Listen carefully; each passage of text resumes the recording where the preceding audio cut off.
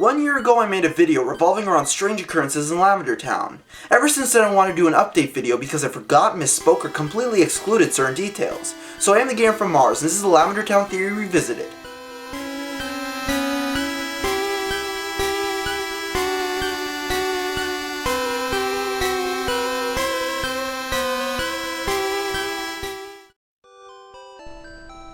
For people that don't already know, Pokemon is an RPG series that lets you battle, trade, and collect creatures in an attempt to become a Pokemon Master.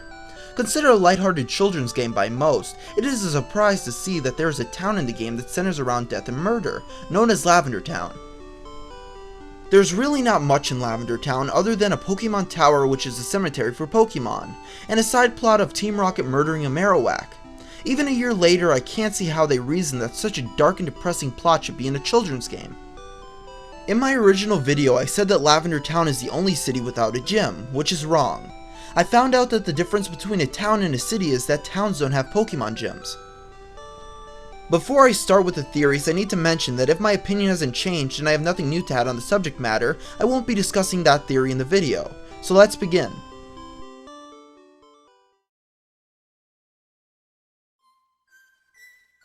In the first version of Pokemon Green, the Lavender Town music had high-pitched frequencies that could give kids headaches.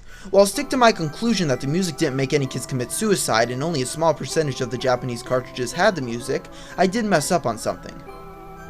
In the original video, I played a sample of the original music. In the comments, I literally had 1,000 people say that it gave them headaches, but it turns out that the portion of the song I played didn't even have the missing frequencies. I swear I didn't do this on purpose. I just played the first part of the original Lavender Town music without realizing that the frequencies didn't start until later in the song. This just proves my point that the power of suggestion can make you hear something that isn't there.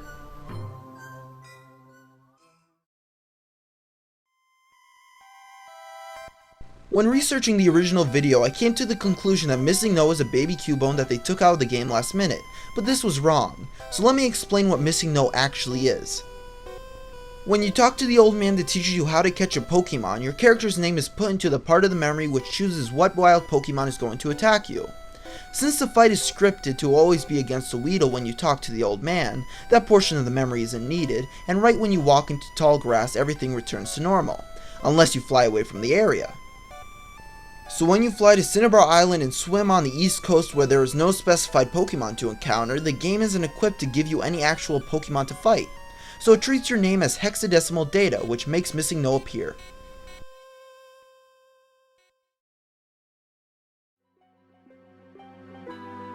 Believe it or not, there are two other popular Lavender Town creepypasta stories.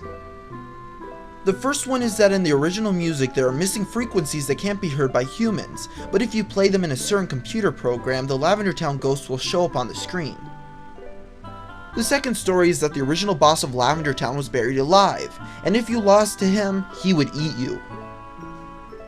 Both of these stories are completely fake and don't have any credible evidence to prove otherwise, which is why I left them off the original video, but since you kept on asking, I'm mentioning them here.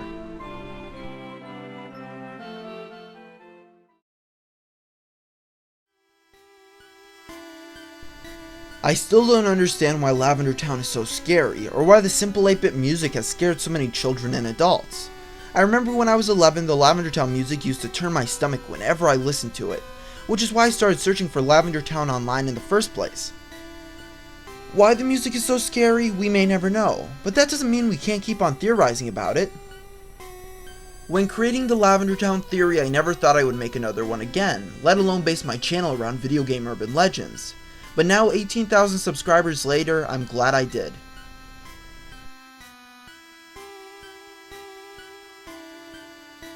So that's literally everything you'll ever have to know about Lavender Town.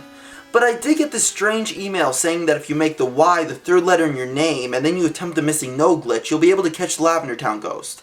Now let's just finish this up so I'll never have to talk about any of this ever again.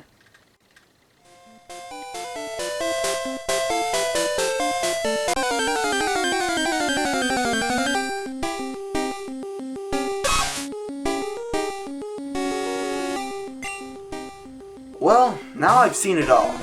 So until next time, thanks for watching.